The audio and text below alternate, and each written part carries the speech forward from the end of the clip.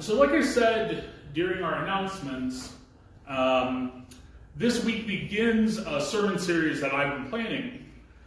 One of the things that I've heard as I've talked to many of you, particularly as I've talked to members of the board, is that Blue Ocean has played host, for lack of a better word, over the last few years to people who are deconstructing. Many of whom have, to quote one person, have deconstructed straight out of Christianity, or have deconstructed straight out of faith in general. So I thought a series on looking at some of the beliefs that we've all had to wrestle with. Looking at specific beliefs that some people have sent to me to focus on would be something that may be helpful. Like I said before, we're going to be focusing on the atonement, on the resurrection, the Bible, some of the clobber verses, a few verses that are hopefully more LGBTQ positive, and then at the end we'll be returning to the idea of Reconstruction and what we can do next.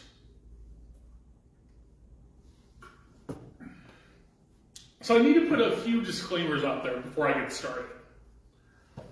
First off, I approach the Bible with I also just slapped myself in the face with water. With glasses is not a good thing. I approach the Bible with a progressive, feminist, queer hermeneutic, or lens of interpretation.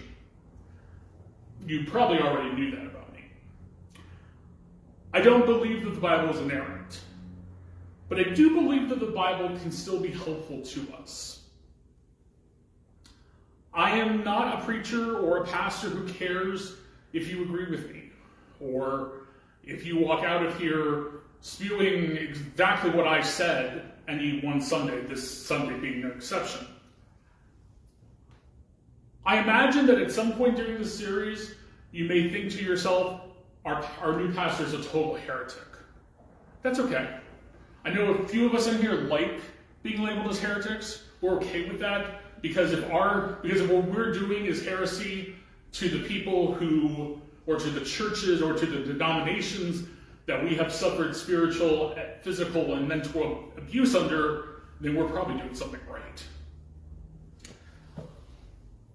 Again, you don't have to agree with me. It actually might be better if we're in some sort of dialogue because we don't necessarily agree with each other.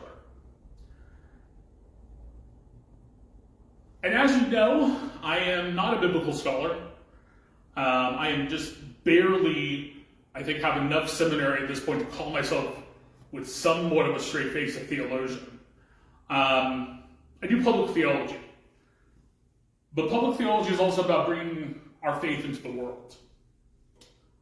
I can't promise you that as we move through this series, that I'm going to touch on every point that you may want me to touch on in every belief. When John Person sent in his list of ideas of things I should focus on, he put penal substitutionary atonement with kind of a LOL. You probably can't cover that in one sermon. Yeah, John, we're not going to cover that in one sermon. By the way, thank you to Georgie who confirmed that the live stream is working. Exactly. I'm not going to be able to touch on every topic. Nor do, frankly, I have the education to be able to offer a very scholarly or very pastoral response to all the nuances that come in on some of the things we're going to talk about. So that brings me to this sermon, to today. As we start with what is deconstruction, what is Reconstruction? So I want a little bit of audience participation here. When you hear deconstruction, what does deconstruction mean for you? Freedom. Freedom. Like it? Questioning. Definitely. What has deconstruction looked like for you?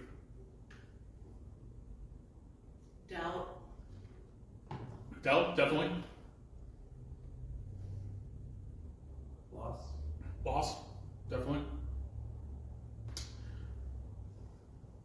Broadly speaking, very broadly speaking, deconstruction came into Western thought from Jacques Derrida, the French philosopher, And what I found very interesting when I was sort of researching this is that the original idea for deconstruction, whether we're deconstructing political philosophy, faith, or whatever, was not actually to break anything apart. We think about deconstruction, we think about, you have substitutionary atonement. We're going to break this all apart and maybe take a few things that still make some sense and just kind of shift things to the side.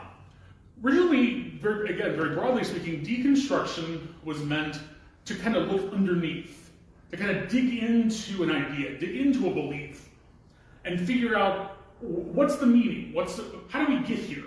What's the root cause of this problem, of this idea?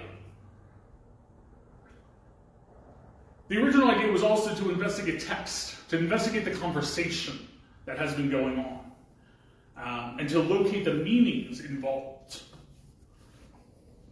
So, of course, the problem for us, and the problem, perhaps not the problem, but the issue that has come up, particularly in Christianity, as Christians deconstruct, is that we find beliefs that we are ready to wholly push aside. Whether it's the belief that gay people go to hell. Yes, I want to push that one aside. Whether this be the resurrection, the atonement, the immaculate conception, the incarnation. We find these beliefs, we say, no, I just cannot believe that based on how it was taught to me as I was growing up in the church. I cannot believe that because I cannot believe that an all-loving God would only pick a third of humanity to preordain for heavenly rewards. I can't accept that an all-loving God would damn someone to hell because of their sexual orientation or their gender identity or even their race or ethnicity. And so these beliefs get kind of shuttered off. And at some point we find ourselves in this place of, wait, what do I still believe?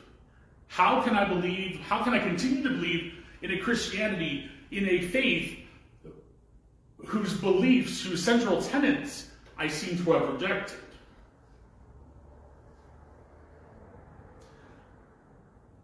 And this is where I would say Reconstruction comes in.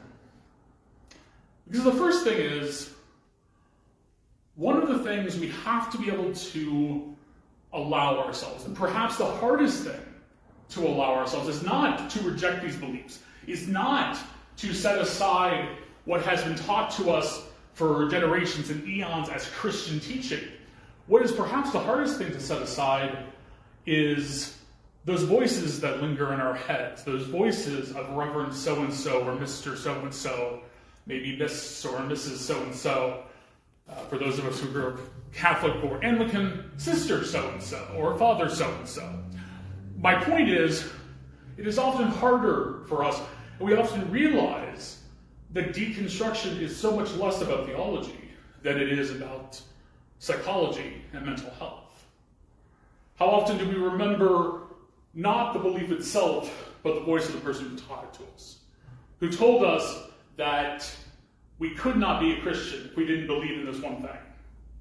The voice of my 12th grade government teacher with his pen and paper, having stood at the back of church, checking off all the Catholic kids who went to confession and which ones didn't, saying, okay, Huelskamp, and these other 4, you didn't go yet, you have to go, we're almost done, come on, you have to go to confession. Often when we deconstruct, those are the voices that enter our heads. Not even the made-up voice of what we think Jesus may have sounded like, the made-up voice of what we think St. Paul may have sounded like, the made-up voice of what we think Augustine or Aquinas or anyone else may have sounded like. It's the voice of these people we knew all so well that continue to come up in our heads. And so hopefully we tell ourselves at some point, we do not have to reject all of our beliefs. We can ask ourselves, what beliefs can we keep? What beliefs still give us life? What beliefs still have power for us? When I went through what we would now call deconstruction. First off, we didn't have that word yet, or if we did have that word, it definitely wasn't in my kind of Anglican Catholic background. But I remember finding there to be certain beliefs that I wanted to hold on to, that I needed to hold on to. Sure, the whole atonement thing, that one never made a lot of sense. But for me, I had a lot of friends who said, oh, how can you believe in the resurrection? How can you believe in the resurrection? It's so anti-science. You know, the guy literally died. They watched him die. He was dead. He was buried. How can you believe in the resurrection? For me, that was a belief that I needed to hold on to. That for me just seemed not central, but just seemed to still give life.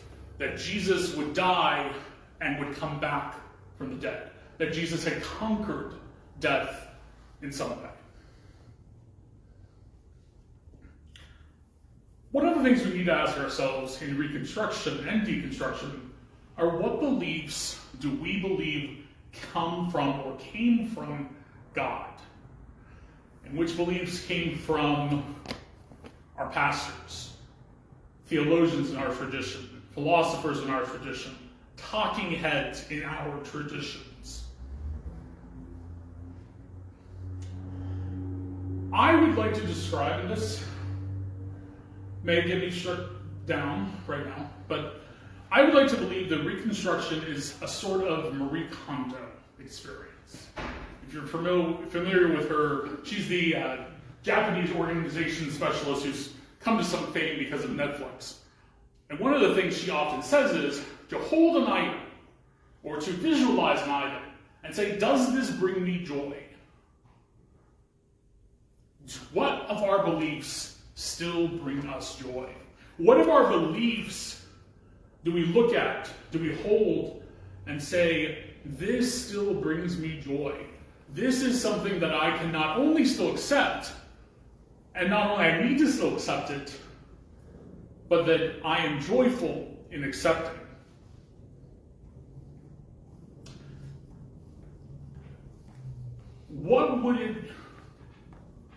Would it be a sacrifice on my part if I had to give up this belief?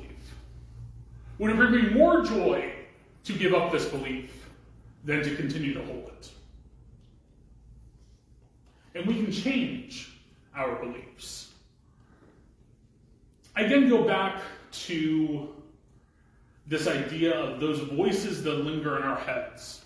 Those voices that continue to tell us, no, you cannot be a Christian if you don't do X, Y, and Z. No, you cannot continue to be a good Catholic, a good Christian, a good Baptist, a good whatever, if you don't do these things.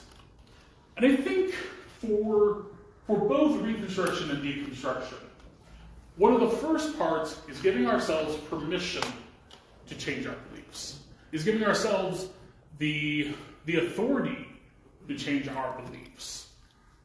I would imagine that most, if not all of us, had someone tell us along the way that who are we to question God? Because God put it in the Bible. Who are we then to question that belief and therefore almost put ourselves above God? As if the belief that is coming from the centuries-old text is, in fact, the Word of God.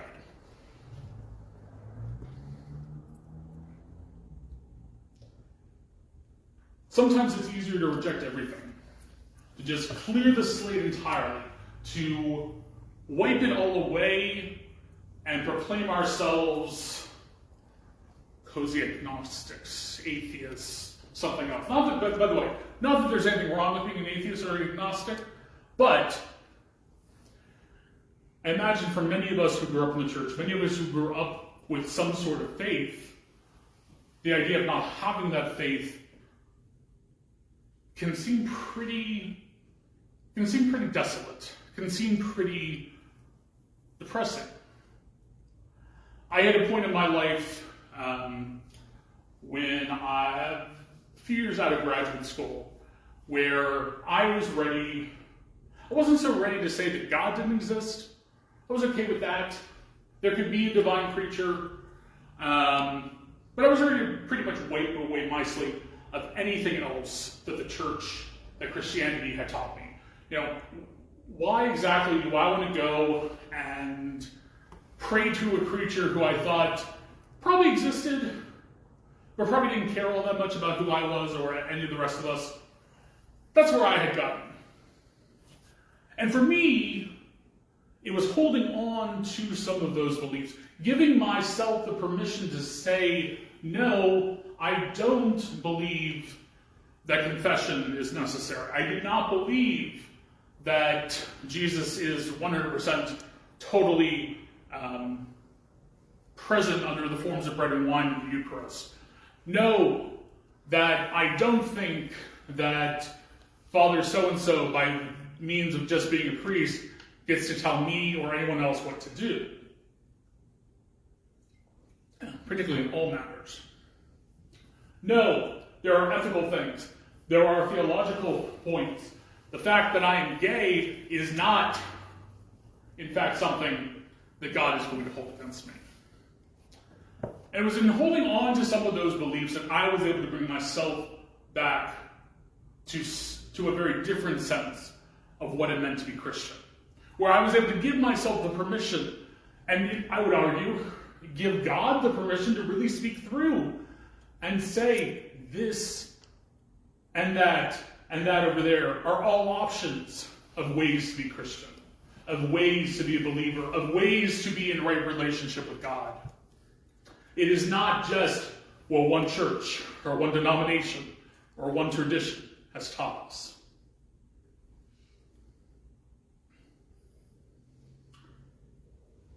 This is one of the reasons why Reconstruction and Deconstruction, much like Christianity in general, should not be participated in bubbles.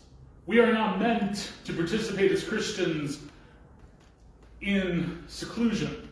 We are not meant to do this in solitude. There are traditions, there are spiritual traditions in which solitude or solitary practice is recognized as a spiritual benefit. Christianity is not one of those faiths. We are meant to do Christianity, we are meant to do church, we are meant to do the work of the gospel, the work of Jesus Christ, in community with others. It was only in community that I found my way to reconstruct and come back to a different faith, but still a Christian faith. It is only in community that we can truly process through some of our beliefs and reach some sort of end result. And some sort of end result that's life-giving, that's affirming. We do this all in community. We wrestle with concerns. We sometimes argue with each other, but we do it together. So again, I would say, what brings us joy? How do we reconstruct our faith in a way that brings us joy? We do it in community. We do it with each other. And we bring to God, because God is not on a cloud. God is not building a community on a cloud for us, paved with gold and all those fancy things that we were taught that heaven would have. God is doing it here with us. God is doing it here with Blue Ocean Faith Columbus. God is doing it with all the churches in our community. God is doing it here with us now. And the fact of the matter is, God is not saying, okay, friends, go deconstruct, hopefully reconstruct, and come back to me. God is saying, I'm going to be right with you as you deconstruct. And I want you to deconstruct with me. And I want you to reconstruct with me. Because we can be in community, just as you are in community with others.